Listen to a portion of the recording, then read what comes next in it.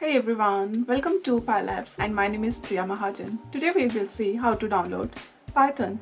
For downloading Python, you have to type Python download and you will reach to the links, but we have to use the professional link which is the www.python.org. We will click on this and you will be taken to the Python. For downloading the latest version for Windows, you have to click on this yellow button. Click on this. You will see an executive file has downloaded. Just click on open file. A small window has appeared. Before installation, we need to set the path for Python exe. Just check mark this box. Then we will come to the install now. As you can see, the path is already established.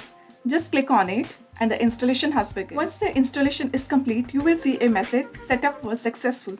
Just come here and close it. To verify the Python is installed correctly, you have to come here and in the search bar type cmd to open command prompt. Now here the word Python -- version. It will display you the latest version. As you can see, it has successfully installed 3.12.4. This means we have successfully installed Python on our system. Now you are ready for coding. Please ask me your questions in the comments below.